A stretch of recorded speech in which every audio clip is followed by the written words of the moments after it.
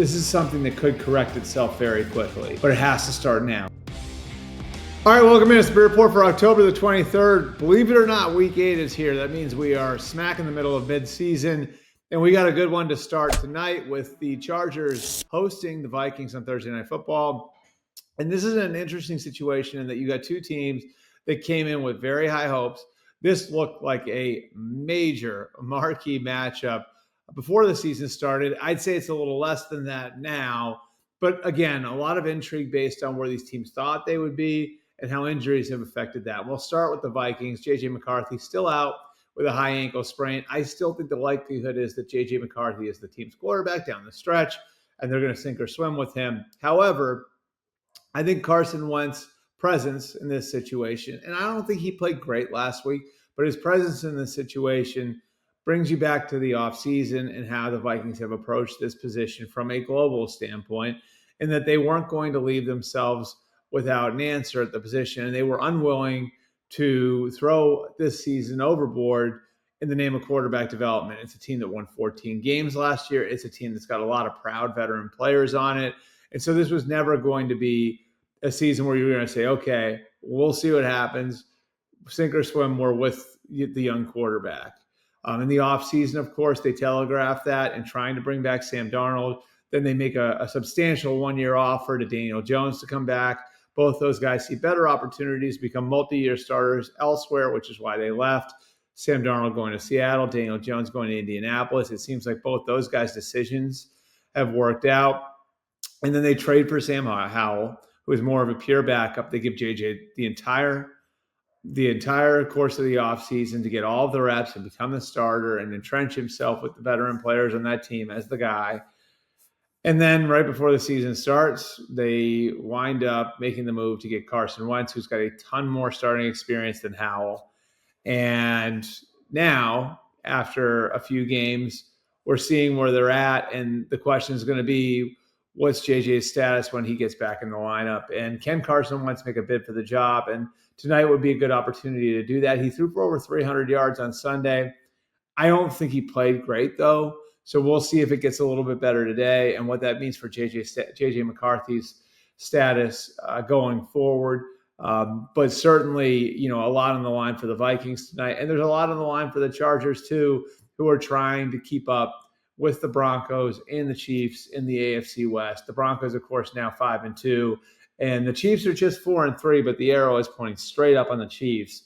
So can the Chargers get their house in order? They are getting a big, big piece of the puzzle back this week with Joe Alt coming back into lineup at left tackle. At least that's the plan going into Thursday, that he will be the left tackle.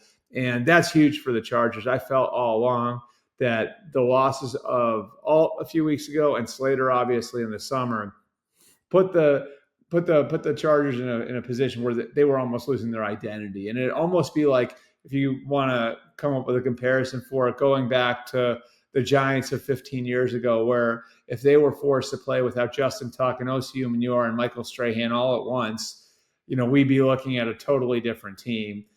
So much of the personality of those Giants teams was built through the defensive line the same way. I think so much of the personality of this Chargers team is built through the offensive line, the running game. Obviously, Omari and Hampton still out, but getting Joe Alt back is a very, very big deal. And we'll see how big a difference it makes tonight against Brian Flores' complex, aggressive, attacking defense. All right, our second topic.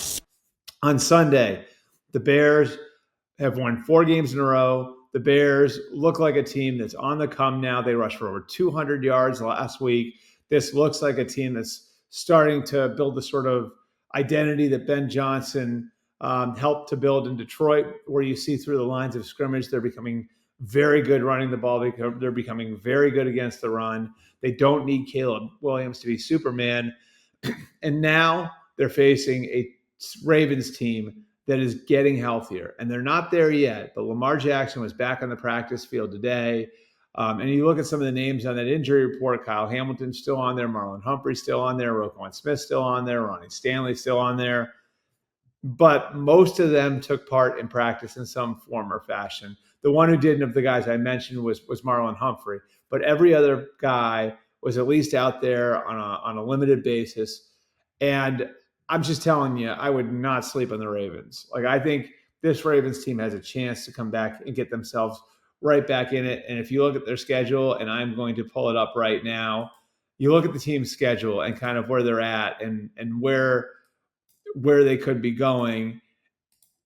At 1-5, we're looking at in week 8, of course, they got the Bears. Week 9, they got the Dolphins. They win those 2 games. Now you're 3-5. You got the Vikings in week 10, potentially 4-5. Browns in week 11, 5-5. Jets in week 12, 6-5.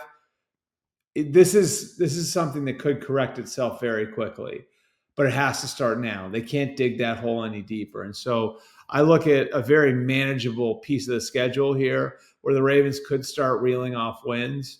And and we might be looking at a team that's very scary come December. So I would not count the Ravens out. I think it could start this week with Lamar Jackson back in the lineup. Finally, our third topic, Aaron Rodgers taking the Steelers into Sunday Night Football. They will host Rodgers' former team, the Green Bay Packers. Can't wait for this one. And it's an important game, aside from the obvious storyline for both teams. For the Pittsburgh Steelers, they're coming in, and they've got a chance now to start to build a head of steam. And I think you see some of the elements of that team coming together. And for Aaron Rodgers, what his coaches are seeing at this point is a guy who's starting to move around a little bit more.